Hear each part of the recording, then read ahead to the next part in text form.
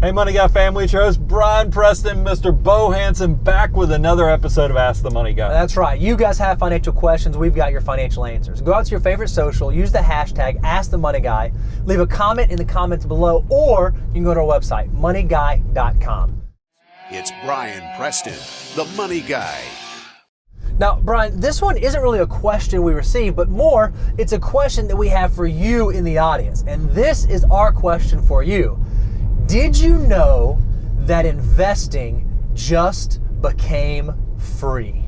This is kind of like a public service announcement. Is because, guys, there has been a price war. I mean, these are some gladiators of industry that are just beating each other up to a bloody pulp. And guess who's the beneficiary?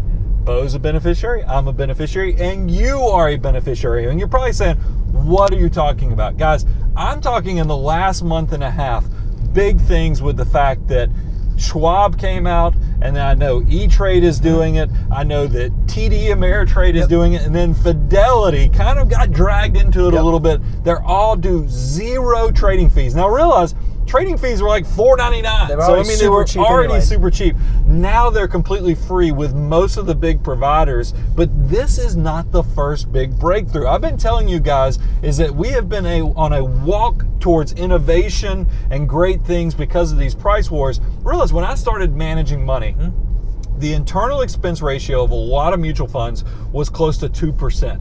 And then the average for the entire industry was 1.5%. Bo, you can now invest where your internal expense ratios, that's the cost of running the actual mutual fund, the cost of the investment structure, where now if it's not less than 30 basis points, it's expensive. You're probably like, what are we doing here? Especially with index funds. So that's one of the things we've seen with internal expense ratios.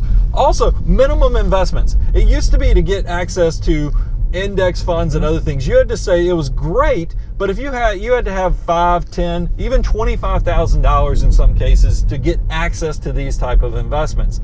Now, because Fidelity's come out with this zero funds, it is zero minimum to get access to many of these funds. And then last, and this is the biggest thing you've seen in the trade war recently, trade tickets are now a thing of zero. So you're now looking at ETFs, stocks.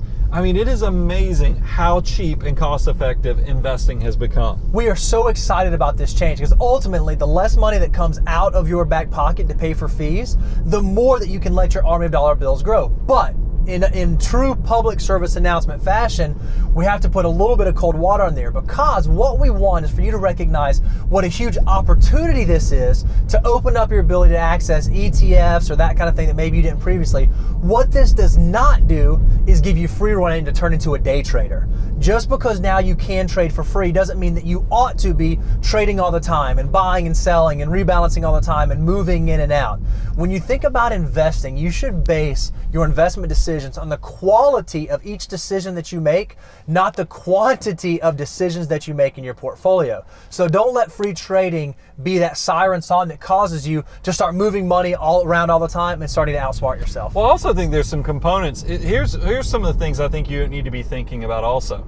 Just because somebody's offering you free, this ties into what you were talking about, but what are their cash management opportunities? Because, like I know Fidelity, for instance, is paying 1.5% to 2% on their money markets, whereas some of their competitors that we've mentioned, like Schwab, it's very low. You got to pay attention to those things. And then also, how does this fit into your toolbox of tools that will get you to financial success, like target retirement funds? So it's one of those things that, yes, now trading is free on a lot of these index funds, but does that fit into your investment allocation or even the decision of using things like target retirement funds? So you have to kind of look at it as a package deal. Very exciting that these innovations are going on, but make sure you're looking at with your broad picture and having a game plan of how you can maximize your army of dollar bills. We love when there are changes out in the financial and investing world. If you see a change and you're curious about our take, or maybe you just want to know how it impacts you, we want you to ask us those questions. You can go out to your favorite social, use the hashtag #AskTheMoneyGuy. You can leave a comment in the comments below, or you can go to our website, moneyguy.com.